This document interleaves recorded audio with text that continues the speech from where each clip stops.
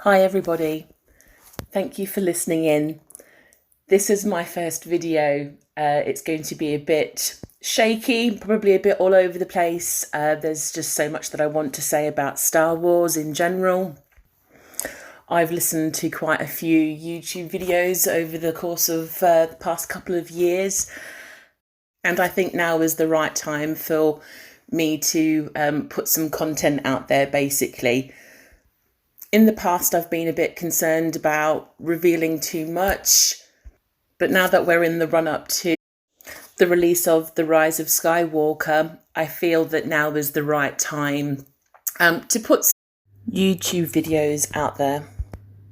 I've thought, what could I possibly have to offer?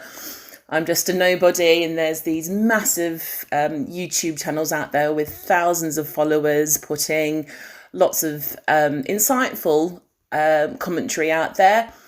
However, I think it's the right time now to offer additional perspectives, shall I say it. When The Force Awakens first came out, I really enjoyed it. I saw it on a very superficial level. I thought it was another New Hope and was basically banking on people's nostalgia, basically. How wrong I was. There is a different story running concurrently with what you see on the surface. And I didn't realise that until The Last Jedi came out. When The Last Jedi came out, I saw it twice in the cinemas. And that was the first time that I've ever been to the cinemas to watch a movie. So between the release TLJ and its coming out on DVD, this movie was constantly in the back of my mind, and I would find myself ruminating about it at weird and wonderful hours of the day. My thoughts constantly going to, where is Ben Solo's head at? I just don't understand what he has been trying to do. As I didn't see him as the classic villain, but someone who was conflicted, but most importantly, someone who was very much in love with the heroine and who had compassion for her. On the surface, it appears that those characteristics would be at odds with one another unless you look at his actions in a different light. It left me wanting to study his language all over again to see if I could glean any other hidden meaning in what he was saying. There were lots of comments that were completely different to what his body language was displaying. For instance, sometimes when he was lecturing Rey, his left eye would twitch very minutely. I also started watching and studying the fight scenes with both Ben and Rey in them in greater detail. For example, the throne room fight with the Praetorian Guards and Ben and Rey. They initially started out with their backs to one another in a very strong, defensible position, and they separated, which was a bit baffling because obviously it would expose their back to any of the guards. And I'd wondered why that was the case. What was the point of it?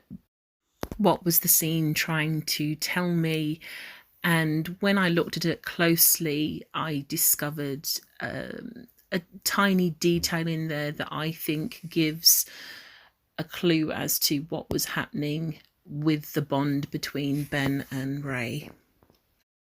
Interestingly, that scene by itself doesn't amount to anything. It's only when you look at it in conjunction with something that takes place in The Force Awakens do you then get a bigger picture for what's truly happening with Ben Solo. So it was this revelation that led me down a path of investigating and looking more in depth into both movies to see what else I could find.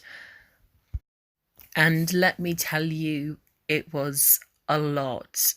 And for me, completely mind-blowing as to how much Lucasfilm has dropped clues here and there, not only in the movies, but in other materials such as the novels, the visual dictionaries, the character references, even as far as Saturday Night Live with Adam Driver, which when I first realised what was happening absolutely had me in stitches with laughter. But I'll save that for another video. I do plan on doing other videos that will be quite short, focusing on certain subject matter. I plan to do some videos around topics that seem to be a bit of a bugbear with certain elements of the fandom. I want to focus on how Rey was able to beat Ben on Starkiller Base. I want to talk about their bond. Also, a lot of people seem to have issue with Luke throwing the lightsaber, and also as to why he isolated himself on Act 2 and became a hermit.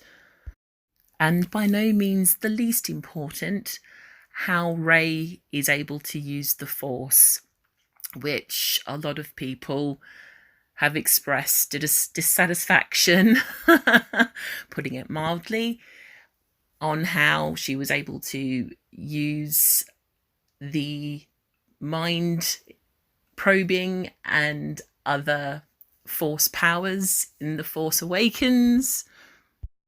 Hopefully through these videos people will get a greater understanding and therefore appreciation of what Lucasfilm have been trying to achieve. It would be my wish for people's views to be changed on Rian Johnson and the general misconception around subverting expectations, his portrayal of Luke, but mostly for people to see that Lucasfilm have been true to canon. They haven't been on this whole social justice warrior, political correctness agenda.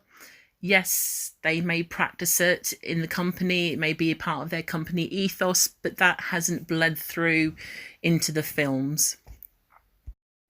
That's not to say that Lucasfilm haven't corrected people on their assumptions concerning their stance on women and other topics, though I strongly suspect that quite a few individuals will be completely shocked by the reveal, or should I say reveals, in The Rise of Skywalker. So thank you for listening to my video. Please like and subscribe for more content. I'm really sorry about the quality of this recording. I'm doing it on my mobile phone. So thanks for your patience and for listening through to the end.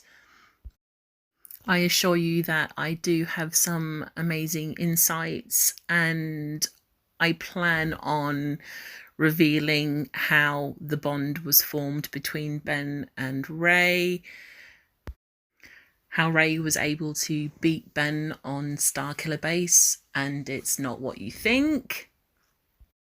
I will also give you some insight into why Han Solo had to die, and how this was monumental in Ben Solo killing Snoke, and possibly the reason why.